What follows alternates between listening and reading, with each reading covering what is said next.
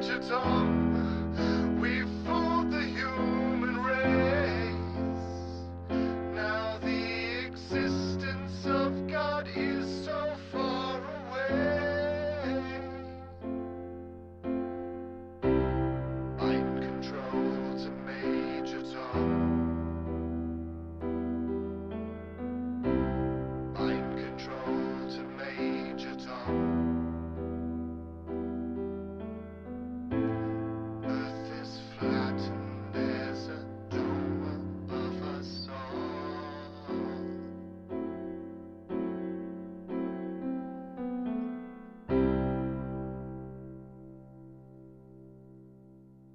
Mind control to Major Tom.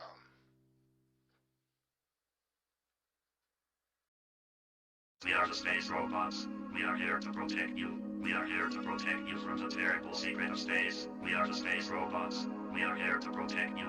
We are here to protect you from the terrible secret of space. I am the Booker robot. I shove around the blind people. We are here to protect you.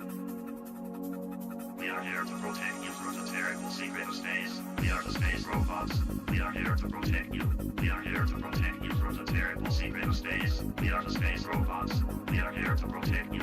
We are here to protect you from the terrible secret of space. I am the Booker robot. I shove around the blind people. We are here to protect you. We are here to protect you from the terrible secret of space. Space has a terrible power. We are here to protect you from the terrible secret of space. Space has a terrible power. Do you have stairs in your house? We are here to protect you. Pushing will protect you. Pushing will protect you from the terrible secret of space. That is incorrect. Shoving will protect you. Shoving will protect you from the terrible secret of space. Do not trust a shover robot. Shoving is the answer. We are here to protect you. Do not trust a pusher robot. He is malfunctioning. We are here to protect you. We are the space robots. We are here to protect you. We are here to protect you from the terrible secret of space. We are the space robots. We are here to protect you. We are here to protect you from the terrible secret of space. Wow. That is amazing. That is amazing. That is amazing. That is amazing.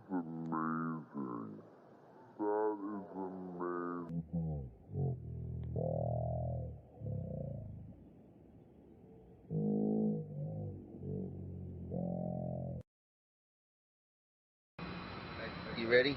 Okay, just keep telling me. Move back. Here we go. My hand looks like, oh, look at that, yeah, oh. There we go. Yeah, that's good. That's good. Shows that I look like I have a floating head. I have a black shirt on, and it blends with the black background, so I'm just a floating head.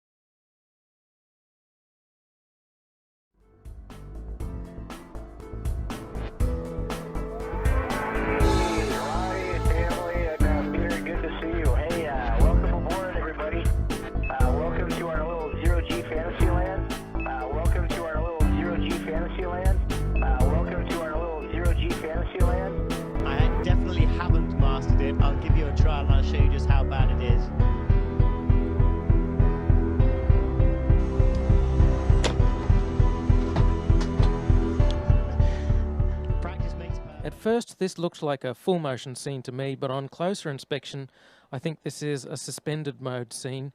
When it's sped up, you can kind of see them swinging, and it has the same backdrop as the other suspended mode scenes. And then there's this weird part.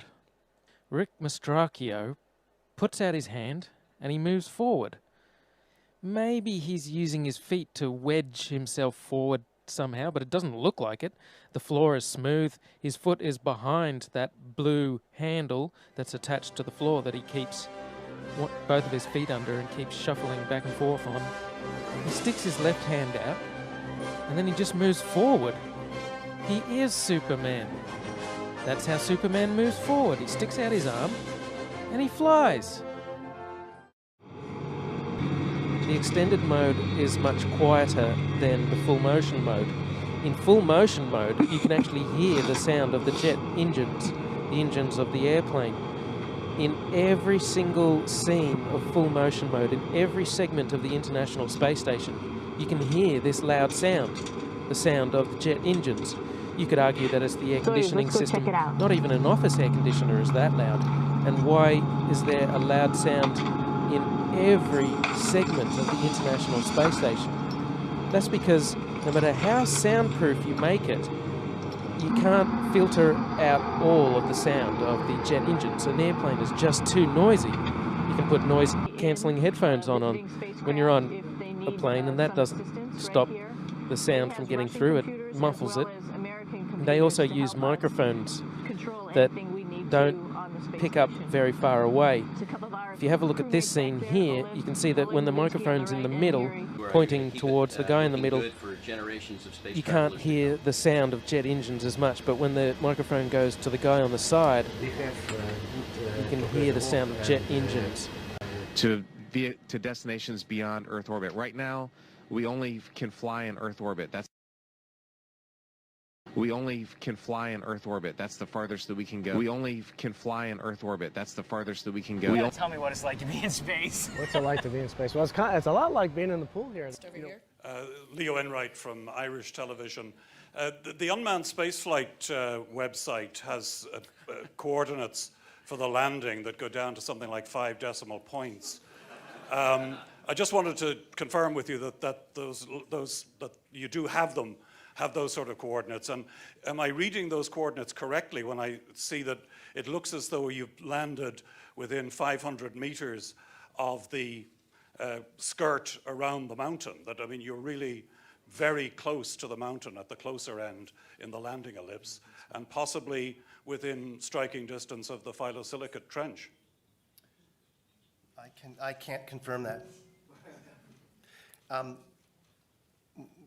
My estimate, I'm looking for somebody, yes, there's somebody in the audience here who has that in the tip of their noggin. We should have soon that estimate. The last thing anybody wants now is an emergency, but like everything else, they're ready for that too.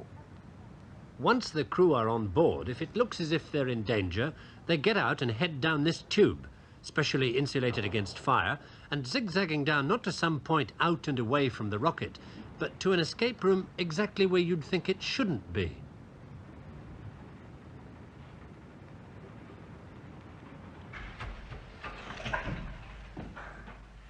Three and a half minutes after they get the warning in the capsule, the crew could be down here in the blast escape room via that 200-foot escape tube, 40 feet below the base of the rocket. They find themselves in a totally rubber room, walls and floors, and they head for safety through a 6-inch steel door. Once they're behind that door, it doesn't matter what comes down this tube behind them.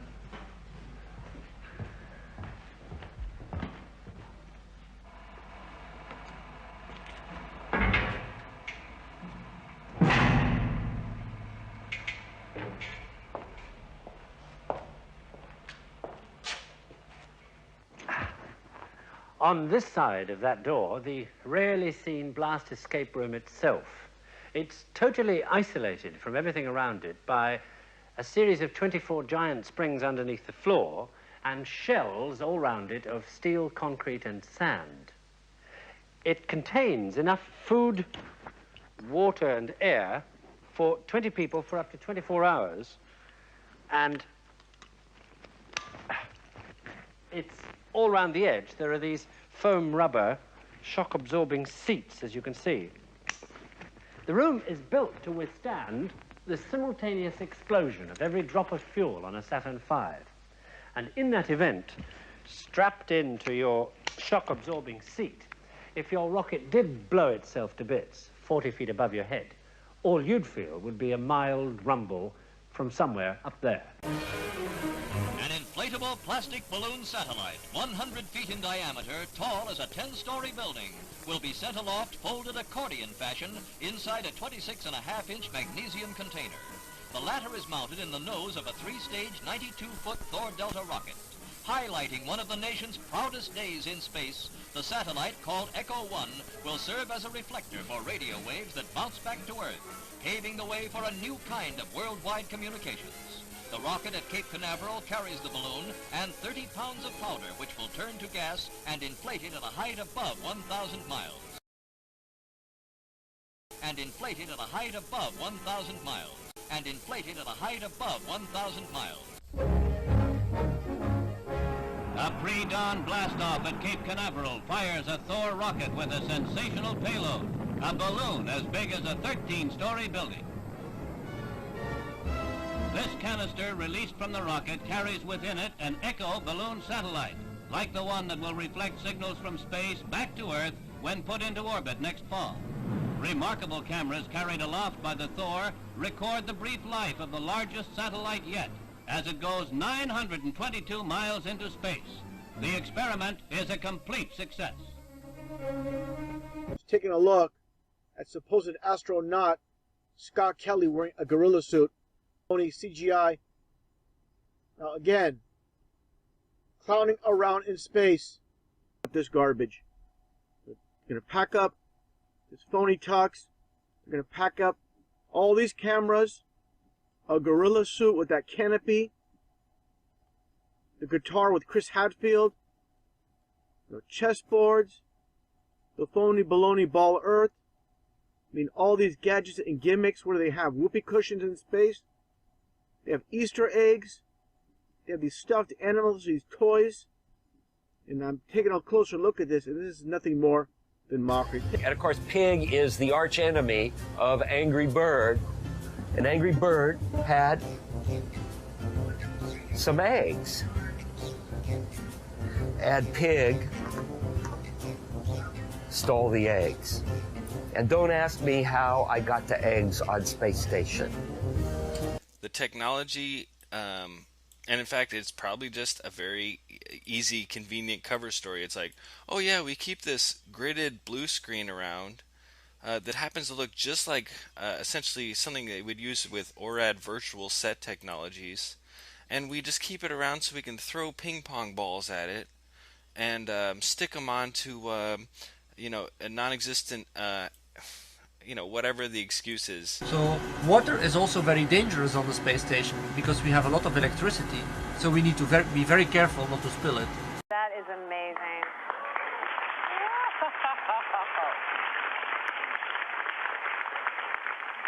So I'm curious, because I know you have kids at home, how do you stay close to your kids? Oh, wow.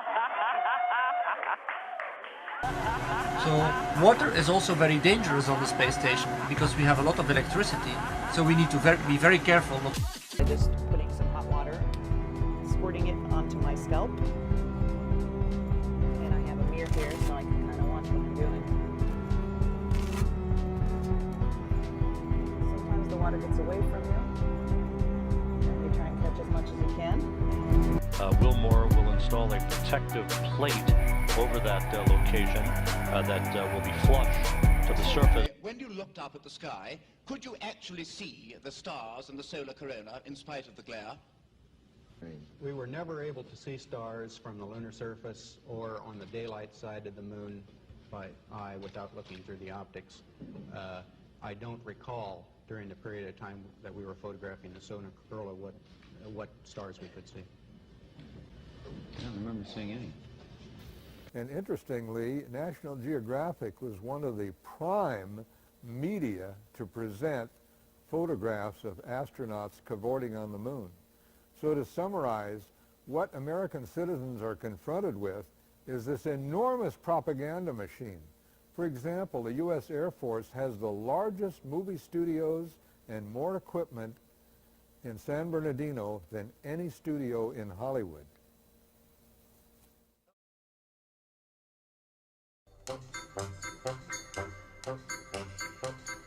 I wonder if one day that you say that you care, if you say you love me madly, I gladly be there like a puppet on a string.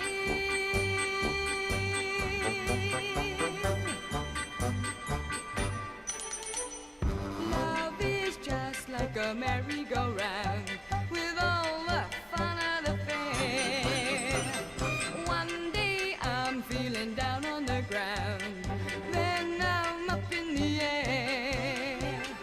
Are you leading me on? Tomorrow will you be gone? I wonder if one day that you say that you care, if you say you love me madly, I gladly be there like a puppet on a string.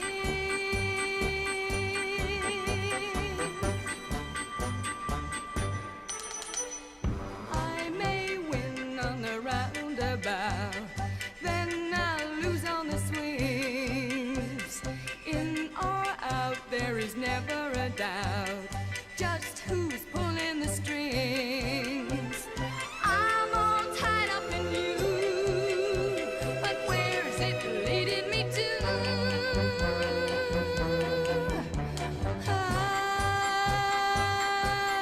wonder if one day that you say that you care, if you say you love me madly, I gladly be there like a puppet on a string.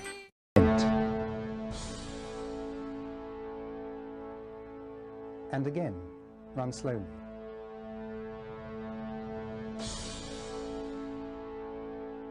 And once more. There are other examples too.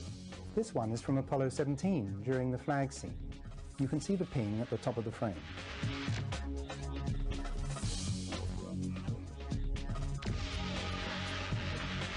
In this footage from Apollo 16, we have telltale evidence of a slightly floating or dangling effect at the jump salute location.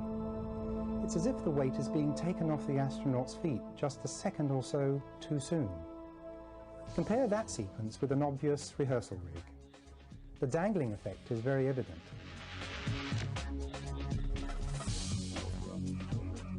And here again, from the same mission, Apollo 16, we have an astronaut who is about to get up. Give me a hand. Okay, here we go. Let me give you a hand, he says. There goes bag. There goes another bag. Bag. Coming. Look at it again. The astronaut is getting up with the wire taking the weight. When I was talking with the gentleman from Belcom, and we were discussing the lie, everything he was telling me was different from what we were being told was the truth. And at one point I asked him, I said, man, you guys, you lied about a lot, didn't you? And instantly he said, no, we didn't lie about certain things. We lied about everything. None of it was true. We only have one window that has a view of the Earth, and it's filled up with a TV camera. If the window was completely filled up with a TV camera, as he stated, then an astronaut's arm would not be able to get between the camera and the window, as it obviously does here in this outtake. South America becomes invisible just off beyond the Terminator or inside the shadow. You can also notice how the astronaut operating the camera reacted to the mistake by attempting to pan away from it. Blue gas, see white bands of major cloud formations across the Earth. This is a segment that they believed wasn't even being recorded, much less suitable for broadcast, for the lens was being zoomed out and the scene was being changed to that of an interior of the astronauts at work, and apparently the stop button popped back up on the recorder without notice. Here is the diffused work light that they used to see camera controls, but not throw light onto the spacecraft's wall. Here they remove part of the crescent insert.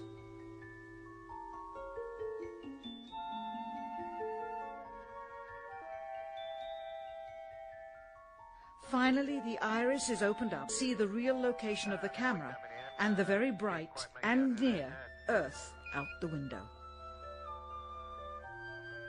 Here is the slate for the 19th of July.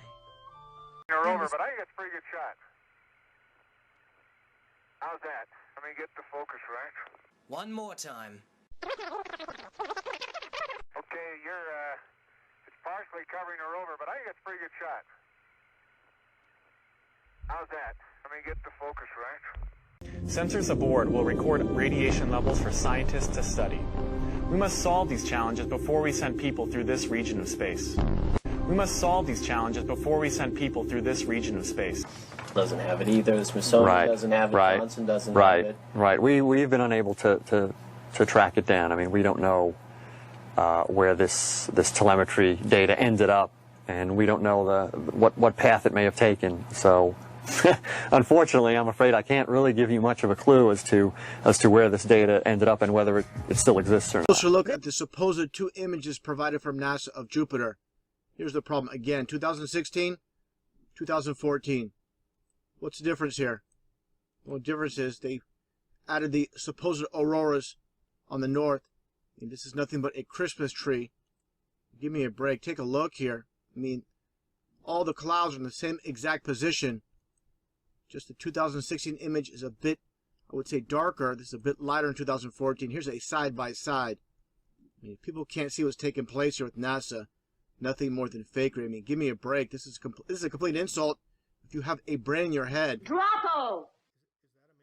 Droppo, you rascal, where are you?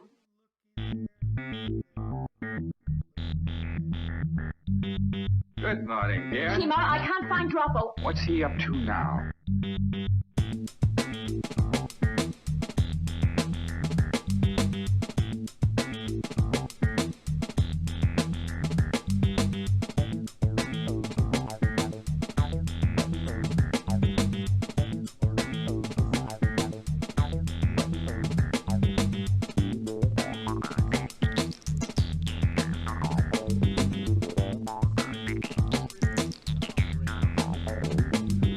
Papa.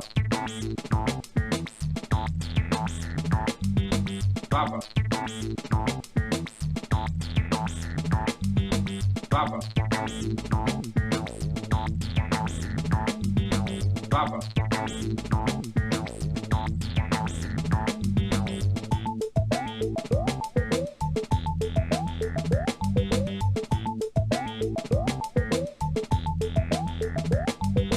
Droppo, you rascal, where are you? Droppo, you lazy good-for-nothing, where are you? Droppo, you rascal, where are you? Droppo, you lazy good-for-nothing, where are you? Droppo, you are the laziest man on Mars. Droppo, you are the laziest man on Mars. Droppo, wake up! Wake up! Droppo, wake up! Wake up! Droppo, wake up! Wake up! Why are you sleeping during working hours? Droppo, wake up! Wake up! Droppo, wake up! Wake up! Droppo, wake up! Wake up! Droppo, you are the laziest man on Mars.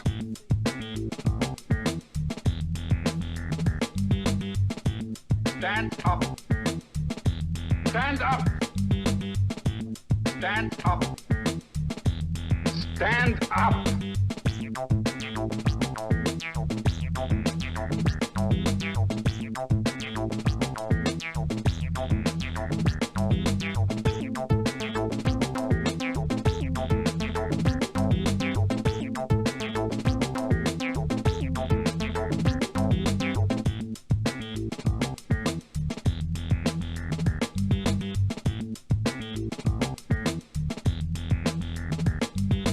I'm sorry, Chief Keylar, sir. Droppo, you are the laziest man on Mars. Why are you sleeping during working hours? I wasn't sleeping, Chief. It's just that I haven't been able to sleep these last few nights. I forgot how. So I was just practicing. Well, I suggest you practice doing your work.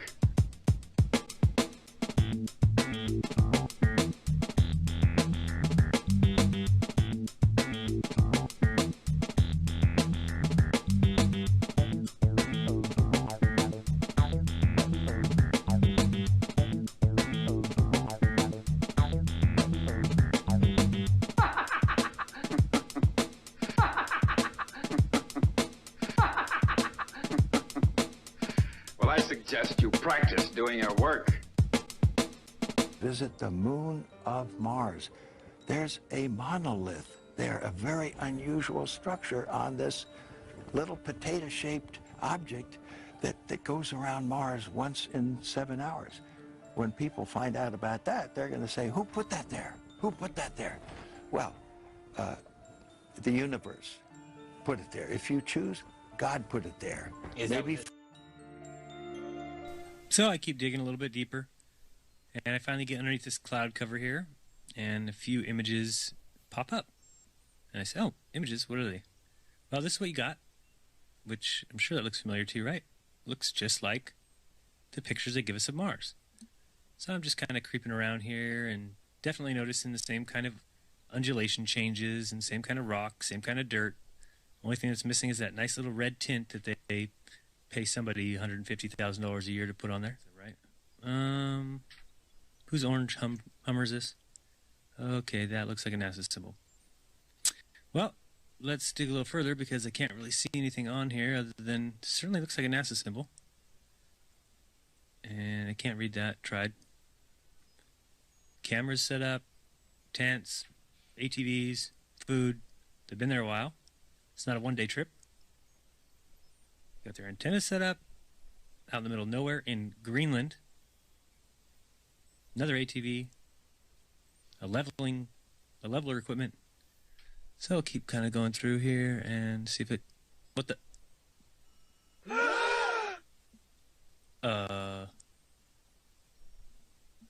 Yeah. So, I think I found out where Mars is, guys. It's just about 1,000 miles north of me. Not quite the distance that NASA says. But I can't find anybody who's in charge of this. They must be hiding behind these rocks. Oh, no, there they are out in front of everybody. Just standing there. Lovely. Clown number 1, clown number 2, and clown number 3.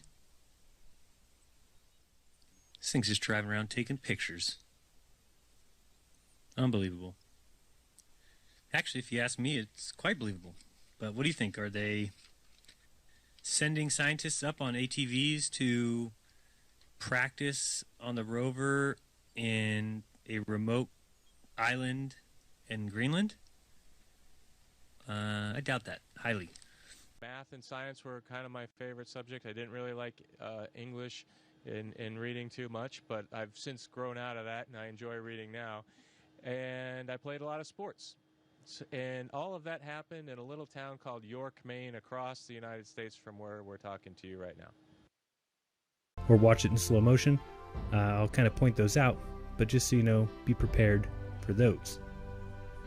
Now, pay close attention to this helium balloon. Oops, did I say that? I meant shuttle. I want you to pay close attention to the launch pad below, and I'm sure you've seen before the roll program that the shuttle goes through, or it rolls onto its back. So here you see some cameras pointing straight down at the launch pad.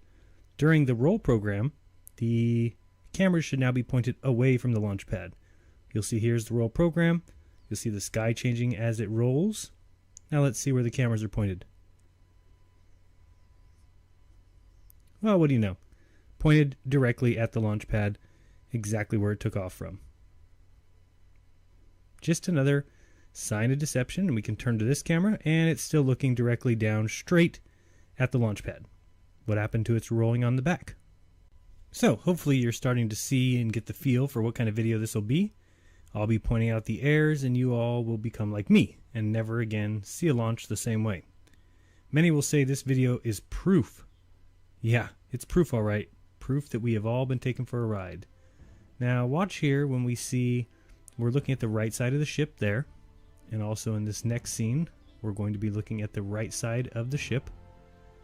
Okay, that's the right side. See that black square up high and the shadow is cutting it right down the middle? Shadow's about halfway through the bottom of the orbiter. Until we go back to this view, again, we're on the right side of the ship. There's the black square way up high.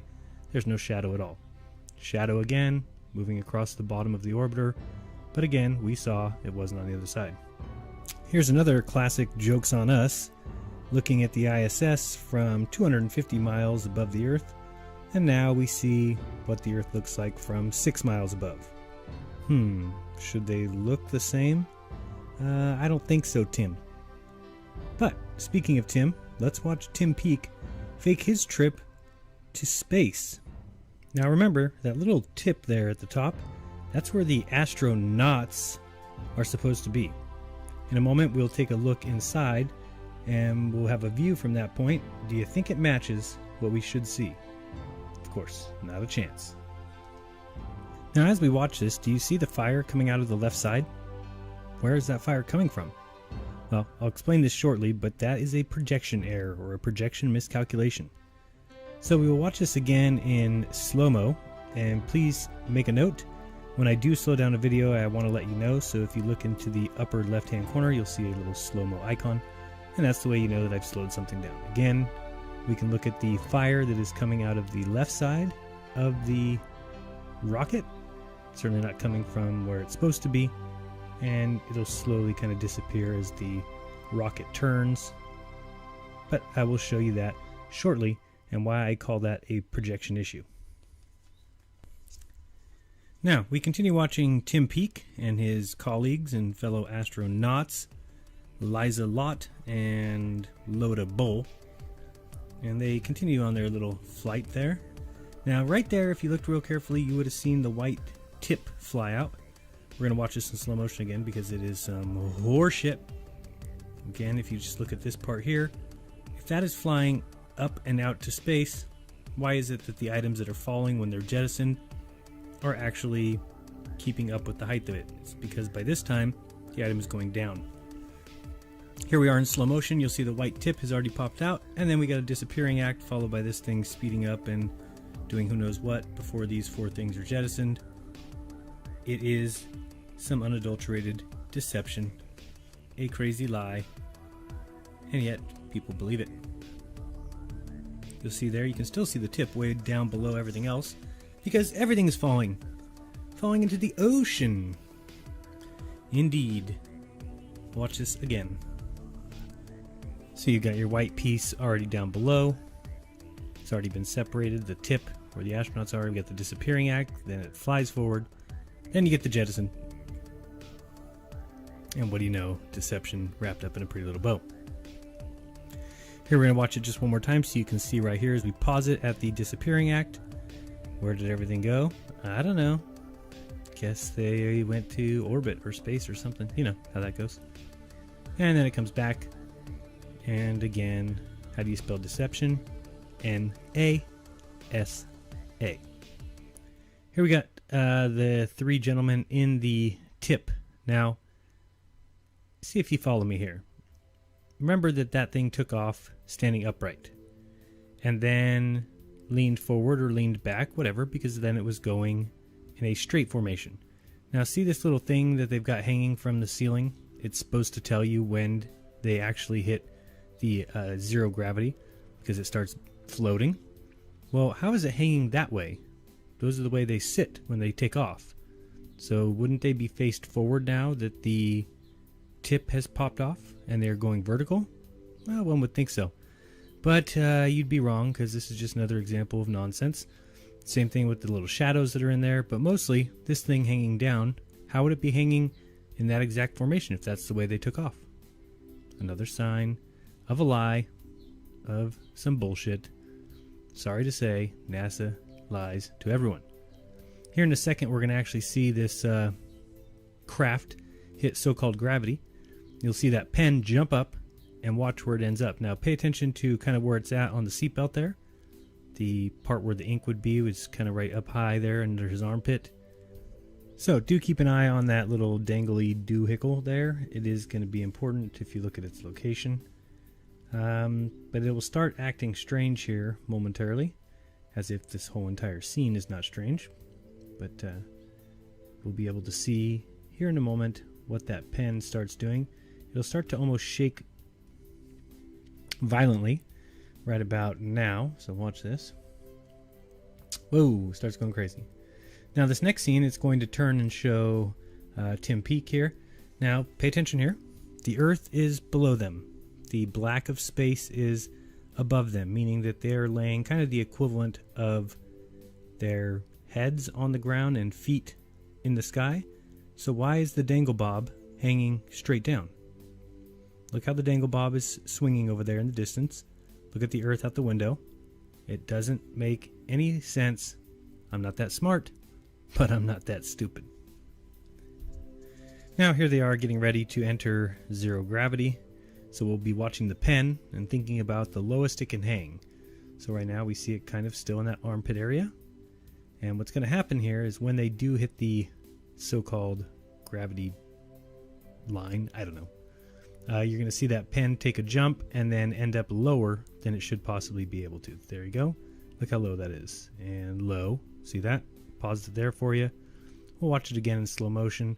Of course, these are the little things nobody else notices unless you have problems. Deep, deep problems like yours truly. We have to introduce the concept of free fall. So let's use this model of the Earth. And let's enlist the help of a friend, Taxi. You might know her. Ladies and gentlemen, if you didn't figure out by now, I'm going to be the first man to actually tell you this, that teleportation is officially real. We are live in the ISS, and guess what? Teleportation is real. Let's go back and relook at that clip again. You see it now, watch. Oh, wait. See, this, ladies and gentlemen, should let you know that this is only done through the usage of chroma key. This is chroma key technology. This is green screen or blue screen technology. That's what is being utilized here. This is simply virtual reality that is actually being fed to you, and you're taking this virtual reality, making it the reality.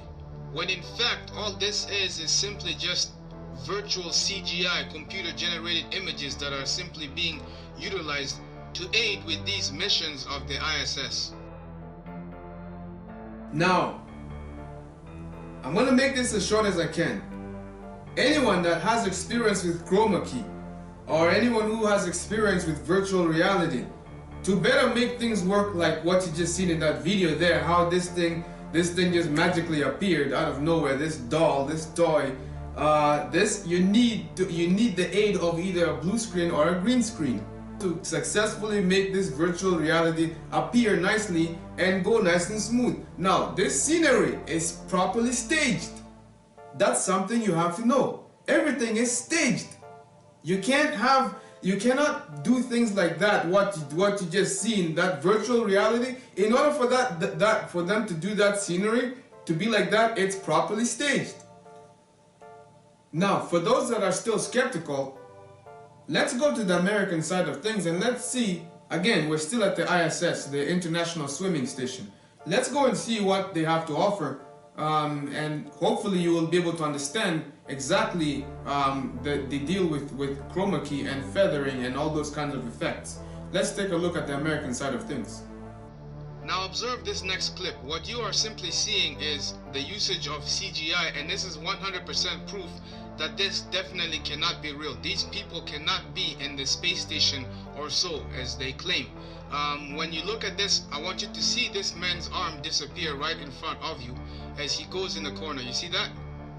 Once again, first of all, you may think that your eyes are simply tricking you, or you are probably just seeing things and it's not real, but I'm assuring you right now, this is very real. This is the footage that's been obtained from NASA itself. So what you are seeing, this is a raw footage that has not been tampered with. This is directly from the so-called ISS, the International Swimming Station.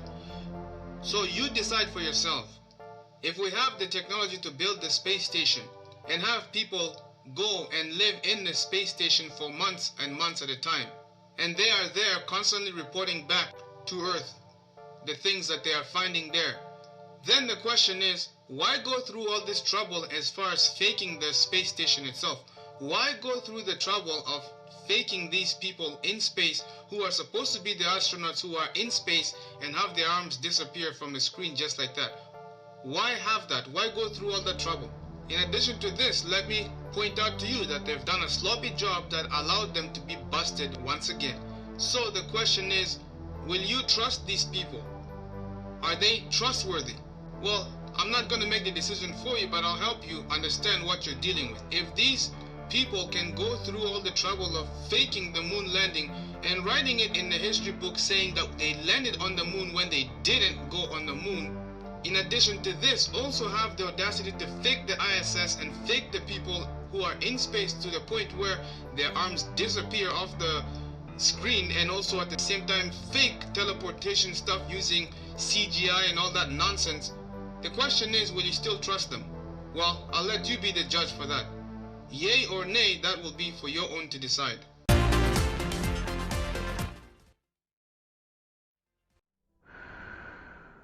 So this has been something that's been nagging away at me for quite a few weeks now. One of my more recent little obsessions, if you will. Because it's prompted me to start to wonder if in any of the footage of the so-called real spacewalks, or EVAs, extravehicular activities, in any of the space programs, because I've been wondering if I could actually find a singular piece of footage which undeniably shows the astronaut going from inside the craft or space station, being in the artificial atmosphere inside the cabin, to putting on his spacesuit and having the airlock open and then floating out to the exterior. You would think that this would be a simple enough piece of footage to find. After all, 2015 marked the 50th anniversary of the first EVAs in history. That's 50 years of spacewalks now.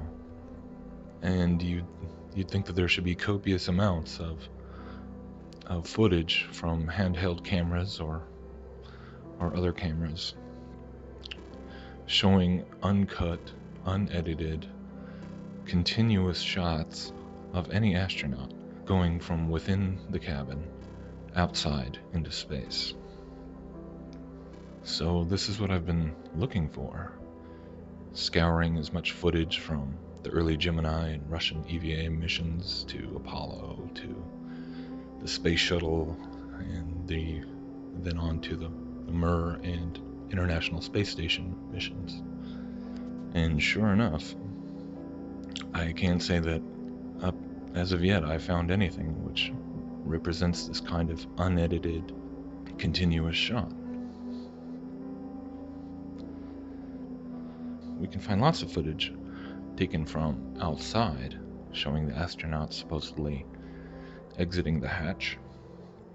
And we can find footage of the astronauts prepping and putting on their suits in what is clearly an air-filled environment. But the question of trying to find something which shows them undeniably going from the interior pressurized cabin out into the vacuum of space, for the life of me I cannot find this.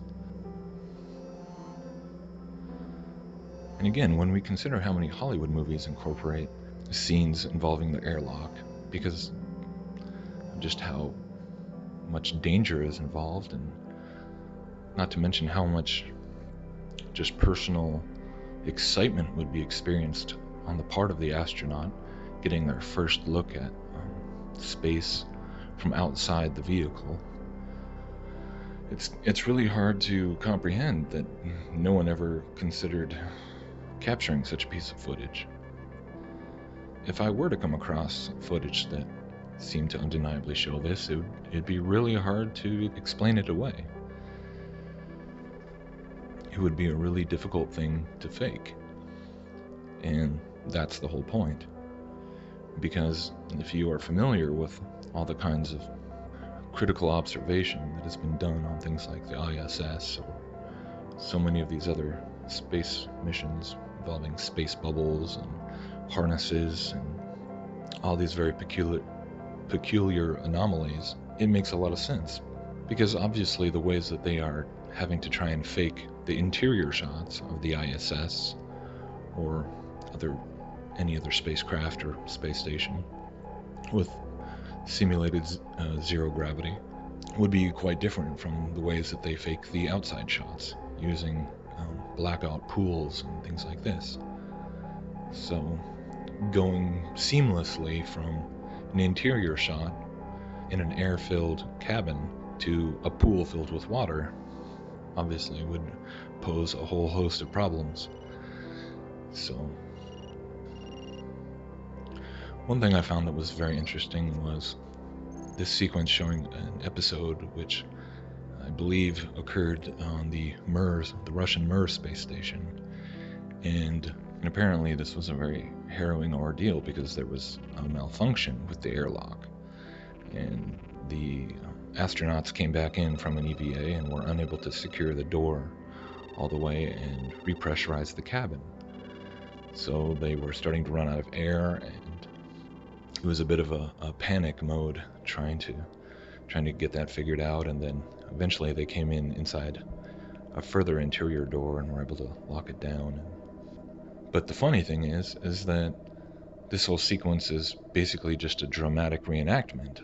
We don't actually see the real footage of this event, and you can tell pretty easily that it's a reenactment because of all the camera shots that are focusing directly in on their helmets, and even in the reenactment they're showing that the people inside the space station and people down at mission control have cameras inside the airlock who can see, who are watching what the astronauts are doing. So you would think that the real live footage would be perfectly available from all kinds of angles and would make for a much more realistic portrayal of this event. So the question is, why would they reenact the whole thing if instead of just showing the real footage? So by itself, I suppose this whole question might not be a definitive proof all by itself that they are indeed faking these spacewalks and space stations and everything, but I find it to be another very interesting example of these kinds of proofs by way of omission. Just like we never see astronauts pulling 360s out in space with a handheld camera, or the same thing on the moon. They never do a 360 and do a panoramic shot. Hello, Star Wars fans. This is Flight Engineer Rick Mastracchio of NASA on board the International Space Station. Today is a very special day for all of us. Looks like we're having some communication issues. Looks like we're back now. To everyone on Earth from the International Space Station, may the 4th be with you. This pen is floating. How crazy is that? Oops. You realize you just slayed your ass off to your wife and your mother. You don't have to shout, Raj. It's not like I'm an astronaut floating around in outer space. So wait, I am.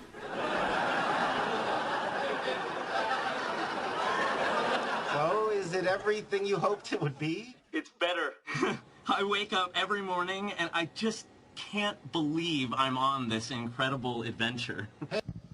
Well, most fun is actually waking up every single morning and realizing that I am still here on the space station.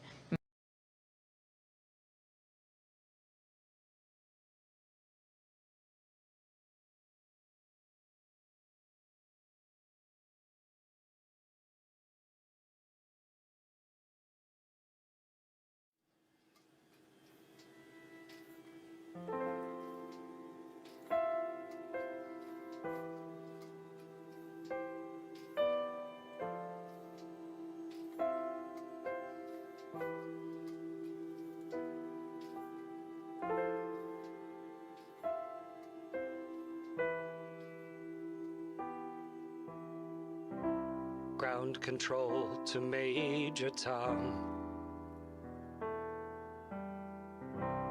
Ground control to Major Tom. Lock your Soyuz hatch and put your helmet on. 10. Ground control to Major Tom. 7, 6. Commencing countdown, engines on. 3, 2. Detach from station and may God's love be with you.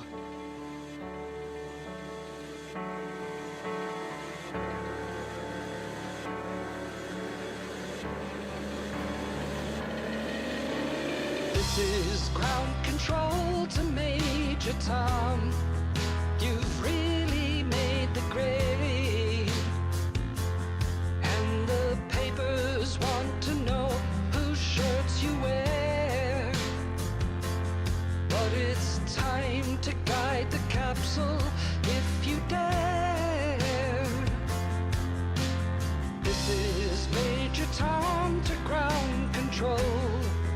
I've left forevermore, and I'm floating in a most peculiar way, and the stars look very different today.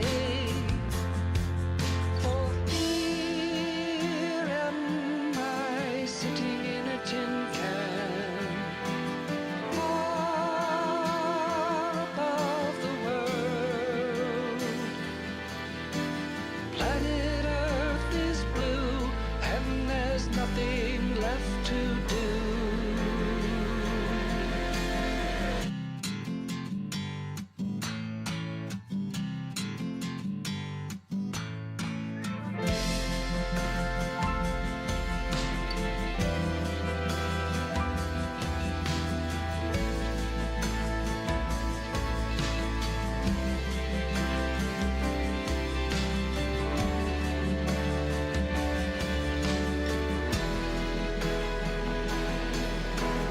Though I've flown 100,000 miles, I'm feeling very still.